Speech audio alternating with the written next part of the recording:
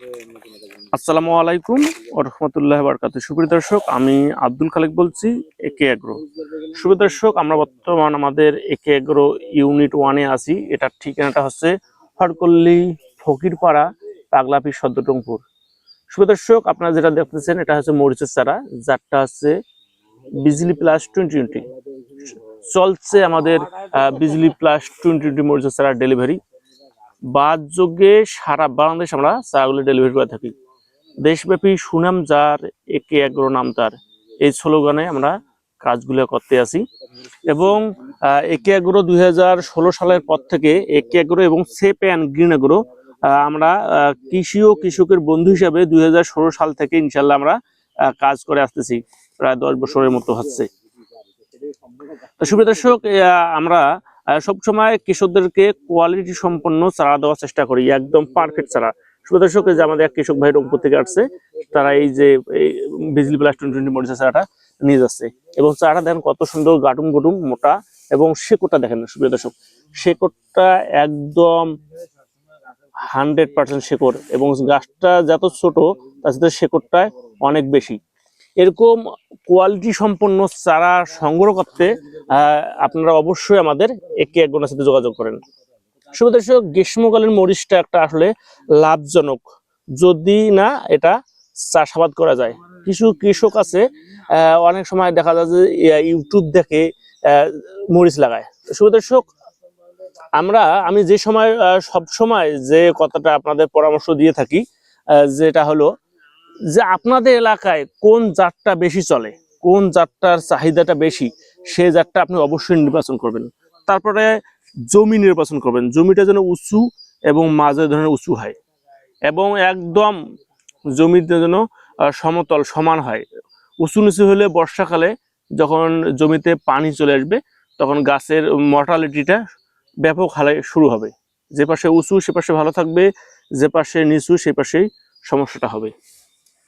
তা আপনারা এই কথাগুলো অবশ্যই মাথায় রাখে আপনাদের ফসল চাষাবাদ করতে হবে। এবং গাছ মূল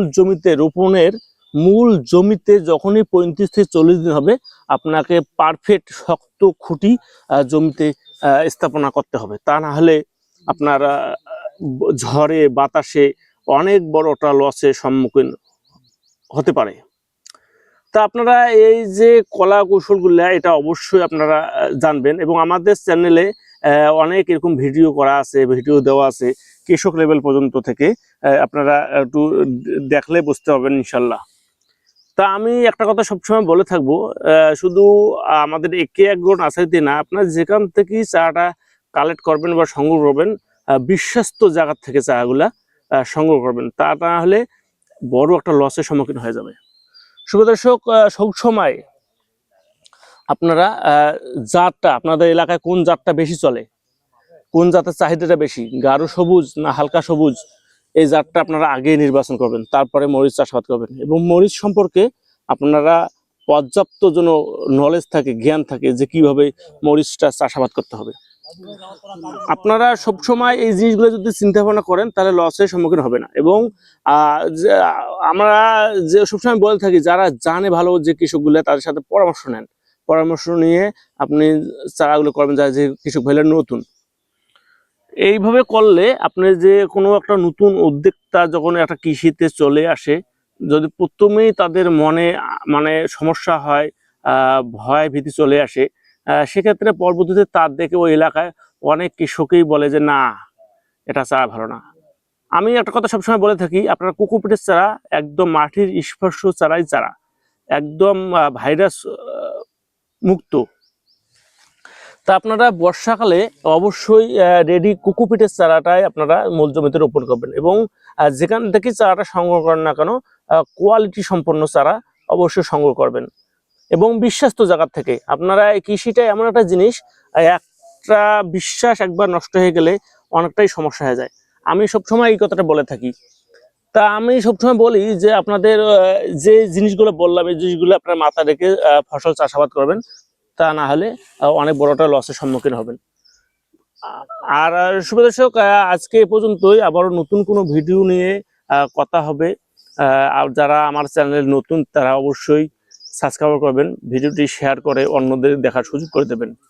এবং বাদ যোগে সারা বাংলাদেশ আমরা চাগুলো ডেলিভারি করে থাকি। এবং যারা আমার কাছ থেকে ইতিমধ্যে একে নার্সারি থেকে চারা সংগ্রহ করেছিলেন তারা আমাদের কোয়ালিটি সম্পর্কে অবশ্যই জানেন যে কোয়ালিটিটা কীরকম। তা আজকে এই পর্যন্তই, আরও নতুন কোনো ভিডিও নিয়ে কথা হবে। আসসালামু আলাইকুম ওয়া রাহমাতুল্লাহি ওয়া বারাকাতুহু।